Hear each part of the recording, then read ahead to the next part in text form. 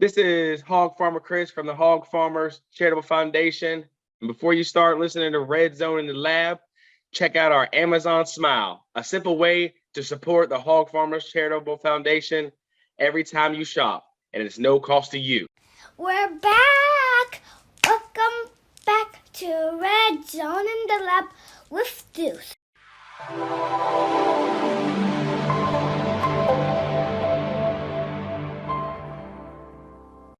Welcome to a brand new season of the Red Zone in the Lab podcast, where nothing is off the table.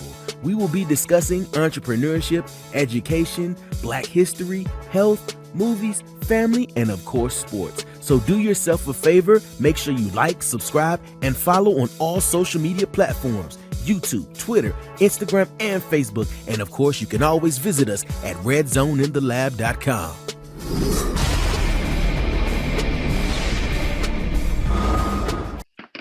Welcome back, Red Zone in the Lab podcast. I am Deuce. This is CeeLo, DT. My man Darius Ricks is in the building. Look, this is the Commanders post-game show, Commanders Greenbay. We poured it out 23-21. It was a crazy last play. I wasn't secure. I thought that, hey, this is the team that this will happen against. So I was like, oh my gosh. So then they just kept getting, I was like, oh, please, somebody tackle somebody. But yeah, man, but it was Sunday, October 23rd. We came out with the victory. That is 2 wins in a row. Our next opponent coming up is the Indianapolis Colts. They got a lot of stuff going on there, but we will come back. We are official that we will be back with our Commanders pregame show for you on. We're recording on Wednesday. It might be live. That's something we still need to talk about, but the recording, the podcast part will be available for you on Thursday morning. But today we want to talk about the Green Bay and what we got from that game. CeeLo, DT, what's going on, man? How y'all feeling tonight? Feeling great, man. Feeling great. You know, it's just victory Tuesday, Tuesday. Man. You can't. We haven't had this too often, so you got to enjoy it. Feeling great. Yeah. Feeling great. Man, it's exciting to have back-to-back victory pods. So I'm happy about that. And gotta talk bad about the team. DT, what was your initial thoughts from the game, man? Man, my first initial thoughts, first quarter watching it, like we started slow a little bit on offense. Then the pick set, I was like, oh my God. But then once, Heineke started getting his groove on and things like that, man, I'm just sitting here like, bro, we can go on a winning streak, bro. Like this team is fighting, and that's all you want. You don't want the team go out there looking like they being outmatched and outcoached every single week. And I'm starting to see Ron taking, not saying he don't take the job serious, but I'm seeing these guys just fighting for Ron. These guys love each other. They're like brothers and stuff. Everybody is drawn to Taylor Heineke. Just excited, bro. 2 games in a row, and you head into next week with a chance to win again. Man, this is the kind of pivot, this thing from Kanye, these official statements coming out, man. First Aaron Donald, now Jaylen Brown. Man. It's certain people you can't talk about, bro. Like, I mean, you really should only be talking about chill race. Once you go outside of that, sure. you get in an unknown territory, man. Now you got everybody come out with official statements. But CeeLo, and then we play the Colts too. So CeeLo is kind of like right there. CeeLo, so what are your initial thoughts after the victory from Sunday? It felt good, man. A lot of emotions, like like DC said, it started out real shaky.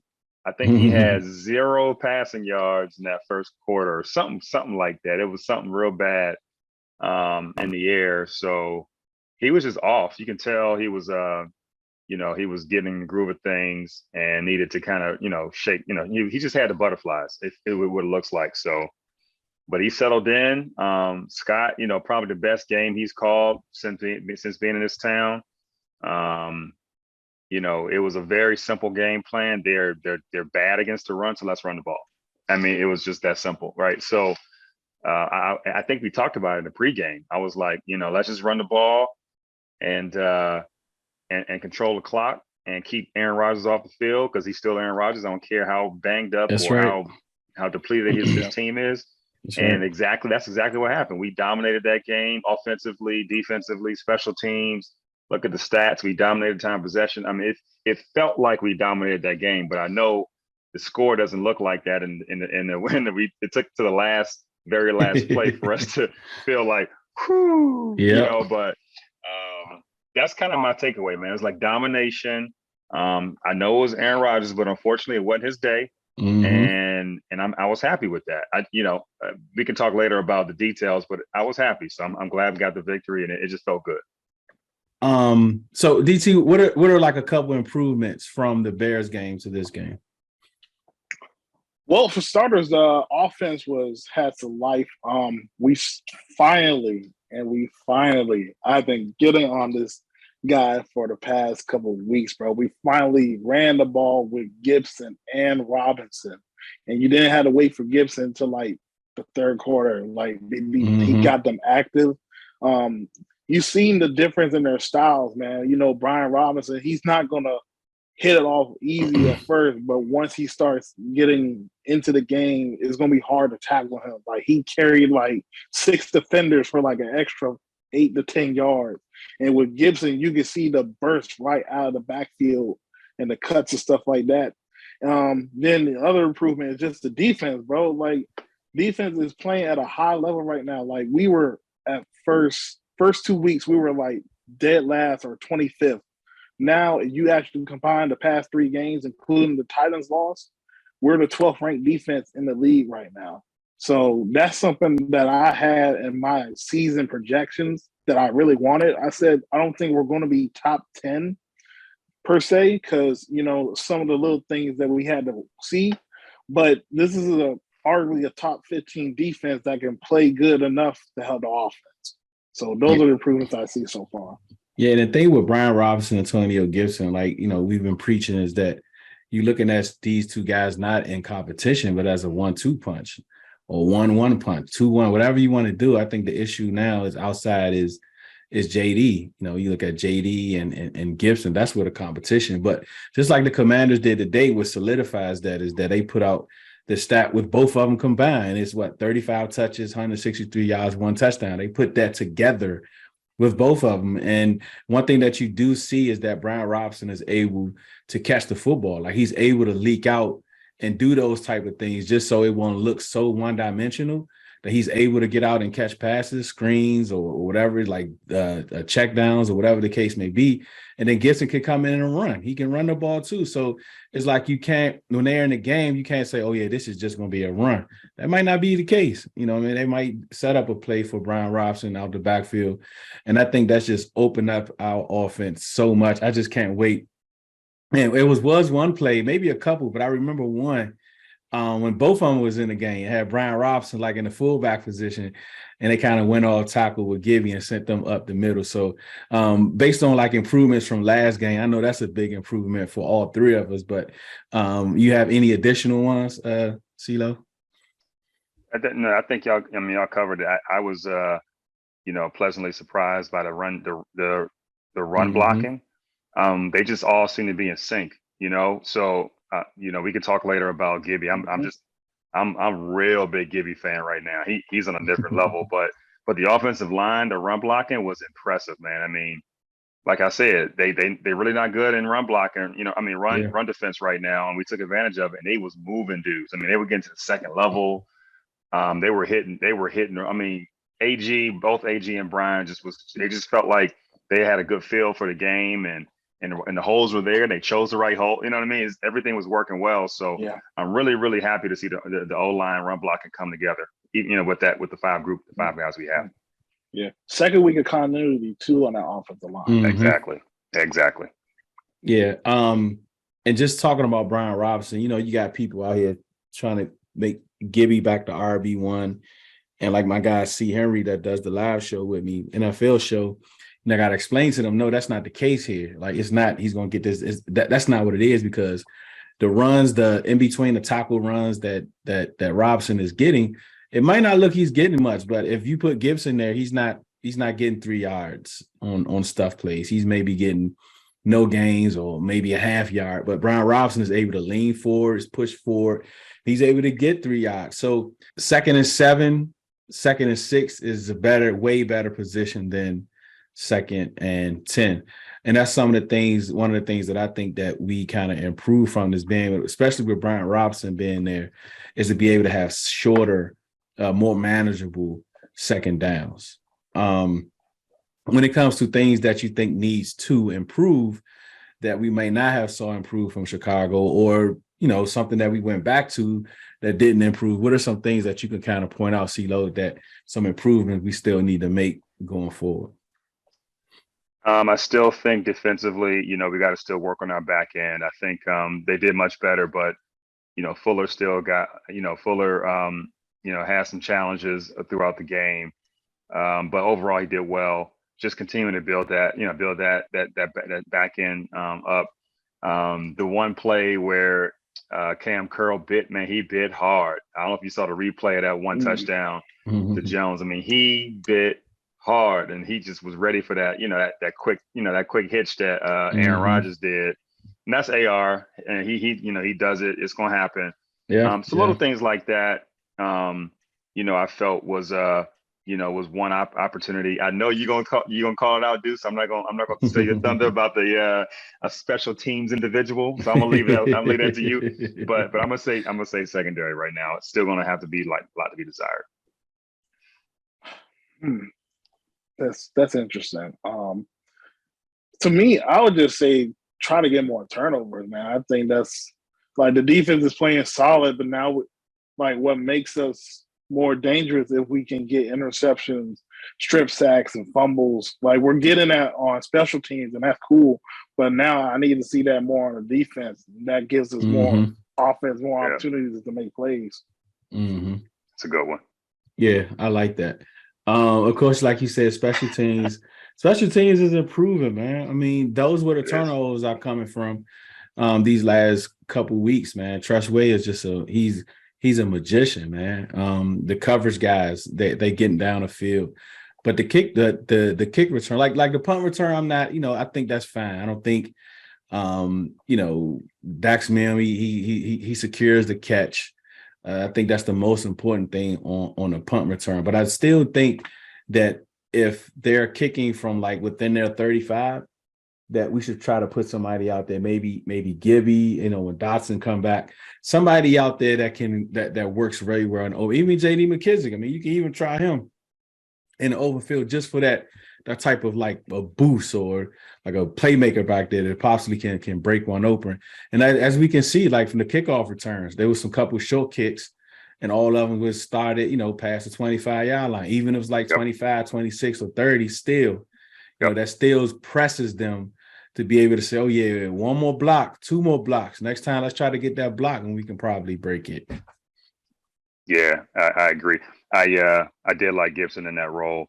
I know he's a fan favorite, but let me tell you, that last punt, Tressway, I really wanted him to get it out to like the 10-yard line or within that frame. It was a really not the greatest punt in that situation.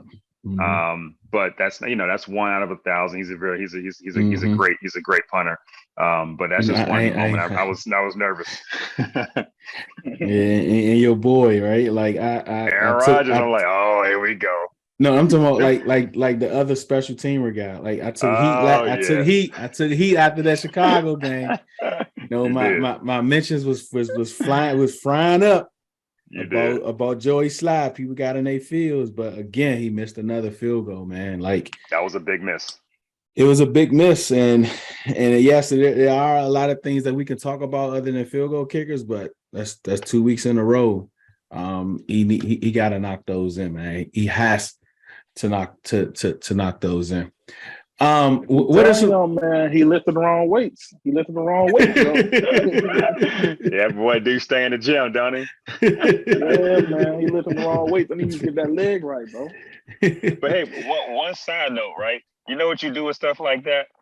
you start bringing in kickers. Not because you're gonna sign a kicker, but just like, hey, you know what?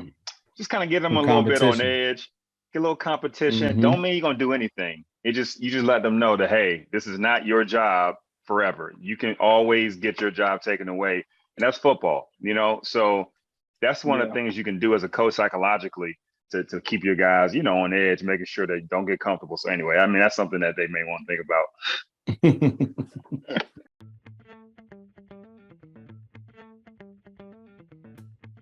The calendar says that summer is ending soon, but we're still outside. So when it's time to hop in your ride, make sure you book the best mobile detailing service in the DMV, Miles Detailing. Call 240-273-4018 or contact on Instagram at Miles Detailing to book your service today. Mention Red Zone in the Lab podcast for 10% off detail services only. Ride in style with Miles Detailing, that is.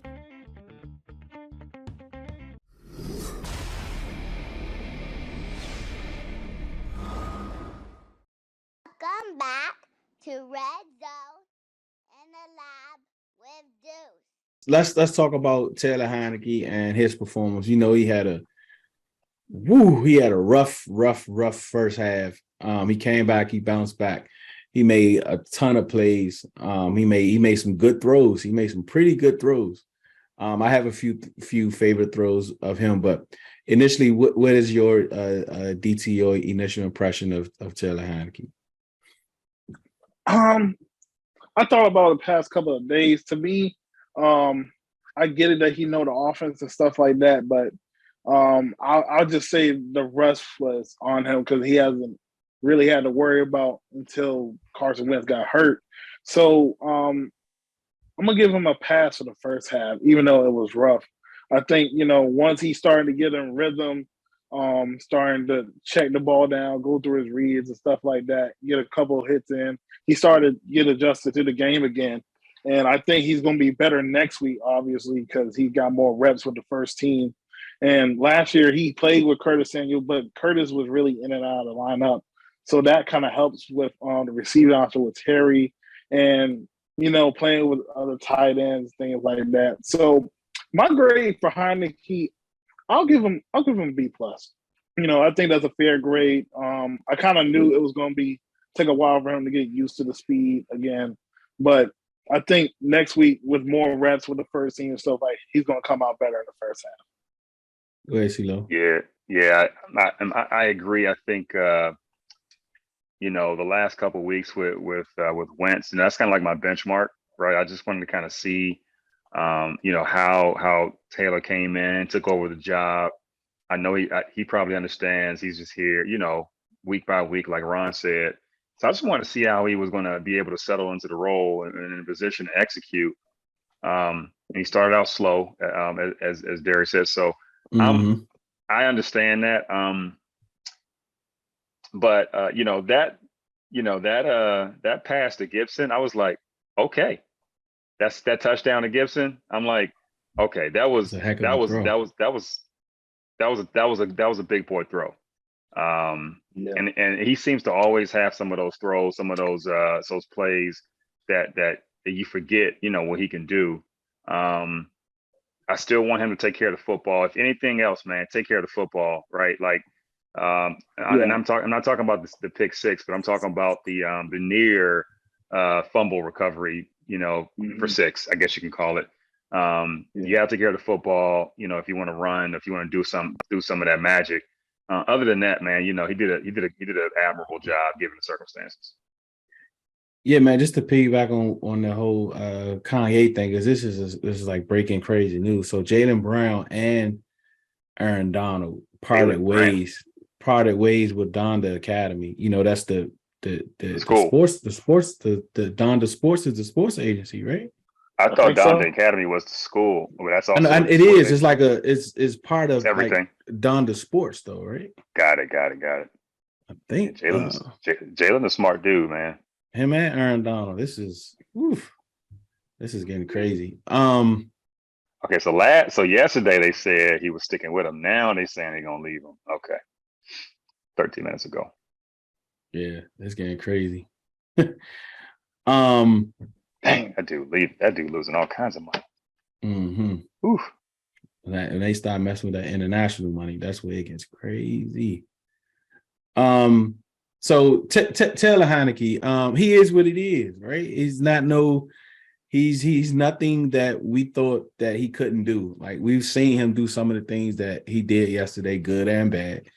But one of the things I always said about his arm strength is that it's now people say, I thought he had no arm.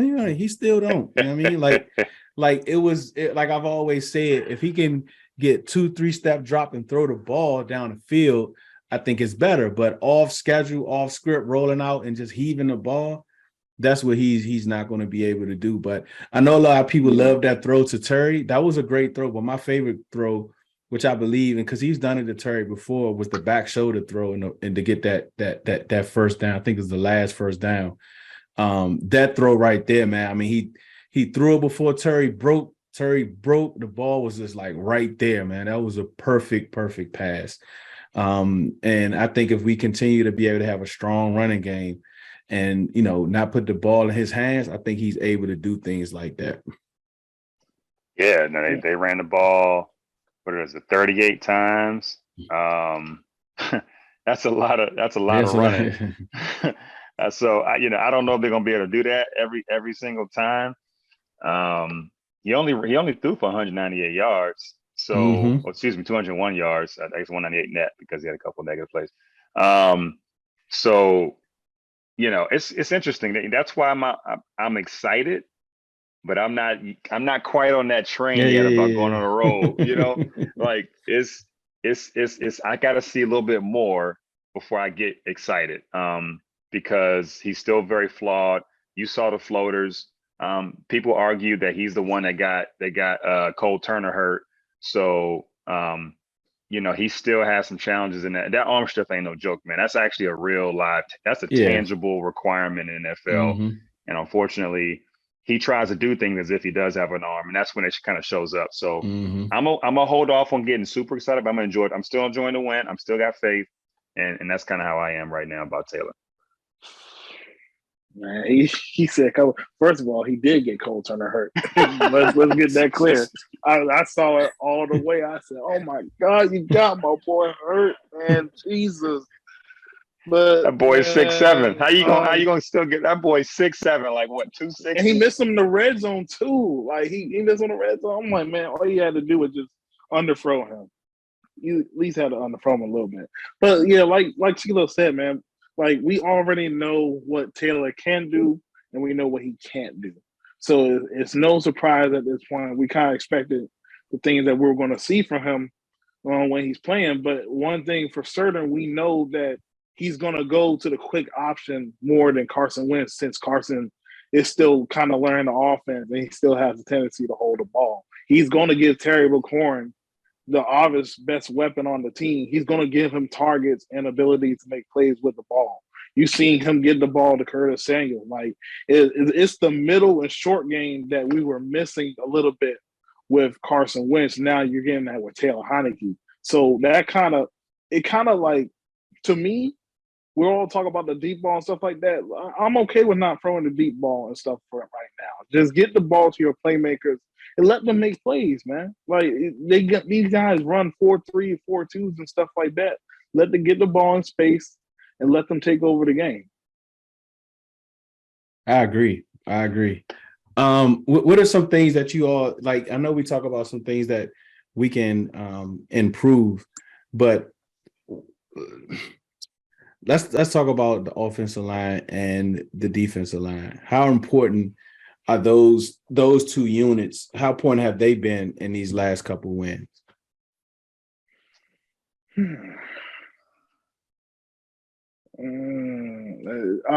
The reason I'm thinking like this is because, like, even though the offensive line has been slightly better past 2 weeks, like I still want to see them with the full starters. Like you have that question in your head, what would it be like if these guys don't get hurt? But we know it's the NFL, guys are going to get hurt. And you still have a chance to get Sam Cosby and Wes Schweitzer back in the coming weeks. But so far, I asked the question like, hey, what do y'all think about Sadiq Charles so far? A lot of people gave him a C. To me, I'll give him like a B-.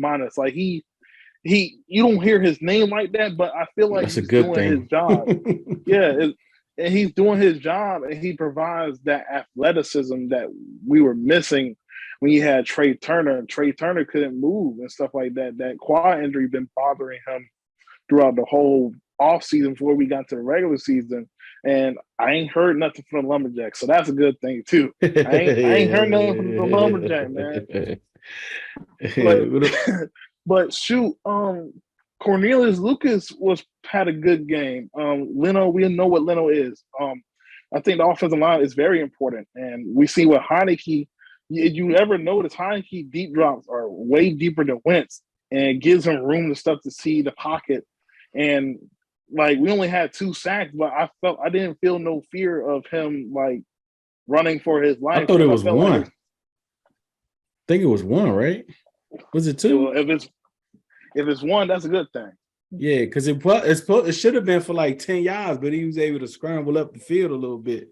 Yeah, it was 1 for 3 sacks. I mean, 1 for 3 yards. 3 yards, yeah. Oh, well, shoot, man. Like, Taylor's helping the offensive line, bro. Like, the offensive line had a good game. And then when you come to the defensive line, like, look, them guys are as advertised and without Chase Young. And the weird thing, though, I don't think we got pressure on Rodgers, but I don't think we really got home. But we rattled him because they had to do a lot of quick game and things like that.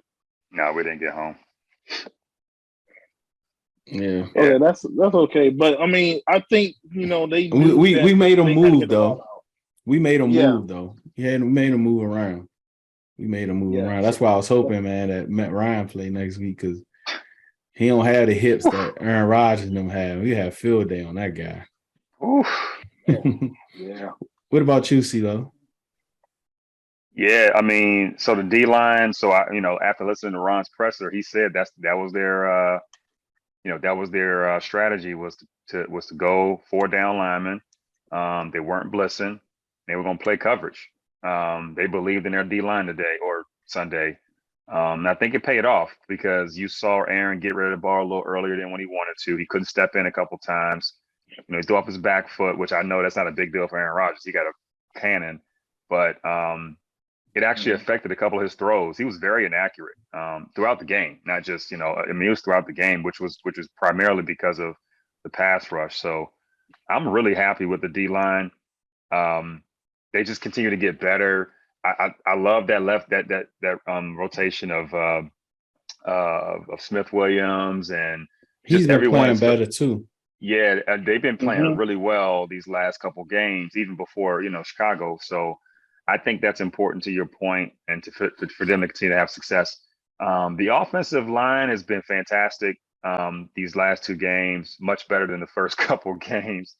But I really think to DT's point, they kind of sometimes play off the quarterback, man. Like I hate this. I'm trying to uplift. I'm trying to uplift Taylor Heineke without talking bad about Wentz, but they're 2 different quarterbacks, man. When it comes to like depth, when it comes to their ability to quickly deliver the football, which I get because Wentz doesn't know the offense as well.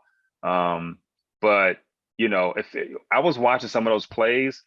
And even maybe it's a little nervous, actually. Maybe it's not a good thing. I don't know. But Taylor does not have any care in the world in the pocket. He's sitting there he's like, okay, boom, now, and it's kind of like he getting rid of the ball when he's supposed to. But if it takes another extra second or a half a second, he's not rushing his throw. He's going through his proper reads, his motion. He's delivering the football. So I felt like for some reason, he had more confidence in his line than maybe we even had pass pro. I mean, so it was something about that I found interesting. Where we've been talking about Wentz all these last few weeks. He's had the yips. He's been throwing the ball early when he hasn't had to. He's been like all over the place because he's thinking about that pass rush. I can't blame him, but that's what I noticed. The one thing I'll say, one criticism, when I say something I have to work on, I do think Sadiq had a little bit of a rough game. If you pay some attention to it, him and Larson, I think, were kind of off a little bit in terms of passing off stunts and things like that. He got bull rushed a couple times, so he just has to continue to work on that technique. I think he'll be fine. But definitely he's getting game time, right? I'm so happy that he's getting in the game because I didn't know he was gonna make the team, to be honest with you. So overall, I like the offensive line.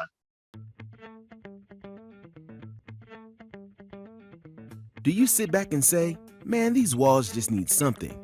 Feel like it's time to freshen up your place with something new? If your answer is yes, then it's time to call Rob of Lewis Paints Plus, the accent wall expert. Rob will even give you a free estimate on how he can transform those boring walls in your home. To book today, call 240-418-5241 or reach out on Instagram at Lewis Paints Plus. And for 10% off, tell him Red Zone sent you.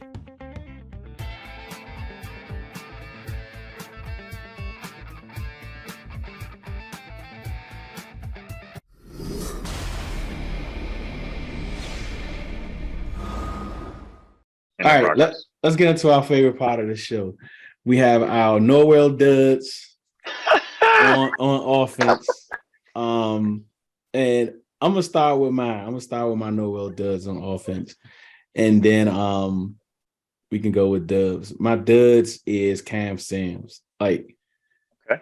Is it you? Is it Scott Turner? Is it the quarterback? Like, what is it, bro? Like, you was on the field a majority of the game for 2 weeks straight. Are you just not getting open? I don't get it, man. Like, the blocking is always good. That's never an issue with him. But I wanted him to show something, and I just don't see it, man. I mean, it'll pop up at some point, like, oh yeah, there you go, that's what he can do. But it's just not consistent at all. And you can't say he's not getting on the field because he's been on the field the majority of the last 2 games. But what about your Noel dud of the game, CeeLo? This is tough. That's a good thing. Yeah, it is a good thing. So, like you said, Cam. So we're gonna do offense. If we're gonna do offense, can we include special teams in there? Yeah, returns. Yeah. So I'm gonna put Dax Milne in there, man. Listen, I know he catching the ball. That's his job. He's great at catching the ball, but let me tell you, when he goes forward, he doesn't. Yeah, he man. goes It's sideways. crazy. And then when he does kind of go forward, it's super slow, like slow-mo. There's no like suddenness in his moves. He's just he's just not that kind of guy. So I think he can't help it. He just isn't that kind of guy. So he's putting it all out there. So I would say Dax. He got a couple catches, to be honest with you. I think he got one on offense. Yeah. But your point about Cam, I get it, man. He's a 4-5. That's it. He's a 4-5. He's a 4th or 5th best wide receiver, and it shows. Yeah. So I can't even get mad at him. It's just what it is. Oh man, I don't. You said Norwell done, and this should be for Norwell, but he ain't. So you can't say Norwell because they ran for 160 and they ran behind Norwell.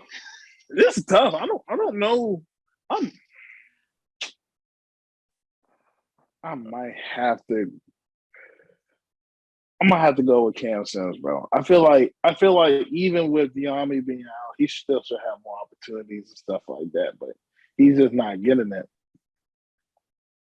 And I don't know if it's him or it got to be him, right? Like, because come on, man. And he's huge, right? Yeah, he's a huge target. I don't know, man. Yeah, I don't know. All right, dub. I guess we got to name that one too one day. But offensive dub DUB for the offense. Who you got, DT? Who was supposed to cover Aaron Jones on that last touchdown? That was Cam Curl.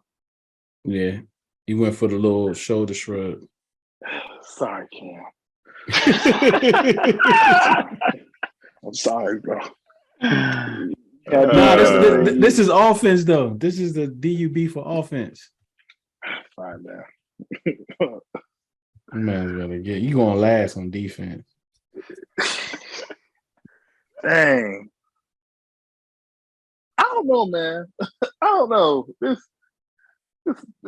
it's like it won't really as much mistakes, like they played decent enough, but I felt like really Green Bay hurt themselves the most out of this game. Like they had a chance to beat us. They just folded in so many missed opportunities. But that's me though.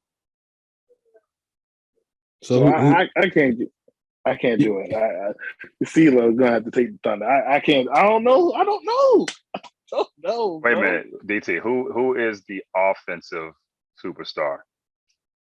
Offensive superstar. Yeah, or the offensive player of the game. Yeah, like the DUB. That's what I'm saying. Like all of them play good, man. Are you like, are you pulling a DH? I feel like all of them play good, bro. Everybody gets it. Okay, that's cool. That's cool. Who It's you better got, than what we CeeLo? saw Thursday. Oh, mine's is crystal clear, man. Mine's is Antonio Gibson, hands down. Antonio Gibson to me was the superstar. I felt like at one point he had like 7 straight plays to him, whether it was run or pass. I really believe at one point he had like 7 straight plays. I'm like, is he gonna take a breather? Like where he tapping the helmet? Like he was balling. I mean, he was feeling it, man. And it just shows, man. He just like that's the role he should be playing. I mean, can he be an RB1?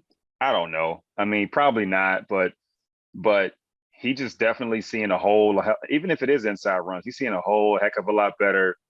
You know, he's getting out there in the flats and turning up field. He's getting 10, 11 yards. He's running 5.9 yards per carry on Sunday, and then he was catching like 8 yards per catch. He was on fire, man. I'm gonna give it to AG. Yeah, man. Who am I gonna go with? For me, I'm gonna go Amani Rogers. I think Amani Rogers just had he had a couple. I like him in the Wildcat. He looks like he can run that. I think we might see a little more of that. And he had a good catch that was on the sidearm. You know, kind of went around through the sidearm. And to me, he looked like surprised that he caught it. He just caught it. And he just stood. I'm like, what are you just sitting there for? Move, bro. But I think just him from the preseason up until now, it just seems like he's a very solid player. So I kind of give it to Amani Rodgers. All right. For the what we call it, the WJ3 dud on WJ3 dud on defense, man. I don't know. I think everyone played well. I didn't see too much to like stand out. So yeah, this guy get. But like DT was saying about Curl, but I ain't giving it to Curl. I'm gonna give it to McCain. I mean, why not? I'm gonna give it to McCain. When in doubt. When in doubt. I know he did something wrong. Dang. No, but I think he played pretty good though, man. I mean, I don't know, man. Sometimes wins is hard to kind of point out certain things, especially when it don't stand out. But what about you, CeeLo?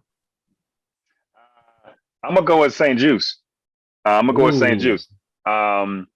He was real handsy.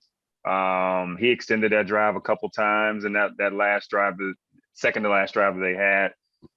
Whether or not we agree on how they consistently calling the game, both sides, they were penalty worthy plays when they go into the replay. So I just felt like he has to do better with technique. He does get a little handsy sometimes. This is very nitpicky. I love St. Juice. It ain't doing. I mean, I like him. He's good. But I just feel like if I had to choose one, that'd be one, just because of the drive extending and penalties. Who you got, DT? That's interesting. No, it really is. Cause I do also think, it's still like his first full year. Cause last year he had a concussion, so he didn't really play a lot. And this is his first full year of action. And you're starting to see the things that makes him good, and then the things that he can work on. So I think, working with a guy like Sherman or someone like that in the offseason can help. But like I said earlier, man, Cam Curl gave that touchdown, bro. It's supposed to have been 23-14, not 23-21, bro. That was a great play, though, man. Even for me, I was like, Dang, that was a nice throw. That was a nice catch. I was like, I don't know what you did. That was a great play. Yeah, he can't get that up to a running back, man. He just can't. I know. That's why I said a great play. He too good. He too He was good right for there, that, man. though. He was right there. He was right. Yeah. Even being beat, he was right there. I didn't see this quote from Aaron Rodgers today. Guys who are making too many mistakes shouldn't be playing. Got to start cutting some reps. Did he really say that? Yeah, man. Ooh, And this was posted by Fox Sports NFL Blue Check. dang. I Dang, bro. see it now. But before we end, my question to you all is, how long before this really blows up and we hear that them two would have like a argument or blowout of some sort in the locker room? Who too? LaFleur and Aaron Rodgers. Man, Aaron Rodgers, stay with the drama, bro. This dude is a drama queen. I mean, seriously, he does not handle pressure very well. I'm serious. Think about it. When things get a little testy, this dude starts going real diva and real sideways. Even on the football field. Think about it. Aaron Rodgers has one Super Bowl. This dude cracks under pressure. Cracks under pressure when it comes to the playoffs and when the games really count towards the end of the season. I always say, man, Aaron Rodgers is a regular season like straight GOAT. But when the playoffs start, man, it gets a little shaky. All of a sudden, he's throwing 22 for 45 for 108 yards. I mean, he is like completely different in the playoffs. It's so funny to see that. So, man, Aaron Rodgers, man, I don't know, man. I mean, I like Matt LaFleur, but that's a lose-lose situation for him. I mean, they're not gonna do nothing with Aaron Rodgers. He's a king in Green Bay. So I wouldn't be surprised if they kind of had some words or whatever, have some stare downs. Stare downs. How long you think, DT, before it like really blow up? Man, I'm gonna be real, bro. It might happen Sunday. Playing a team like the Bills. Got the Bills, yeah. Down the line. Ooh.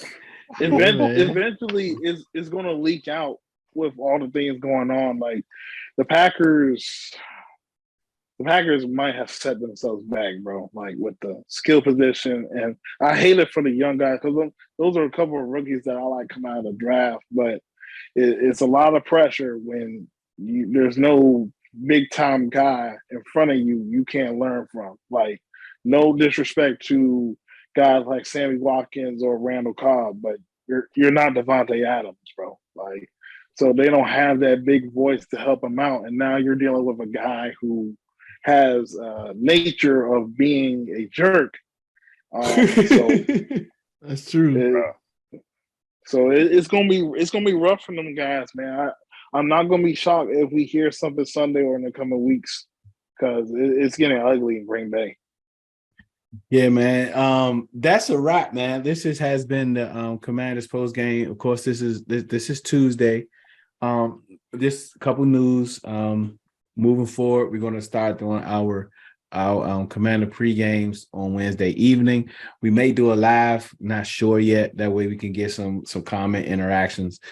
Sometimes them joints go way in there on like 2 hours on the those can get kind of crazy. And then we're going to do Sunday evenings, we're going to do our post game. But again, thank you, CeeLo.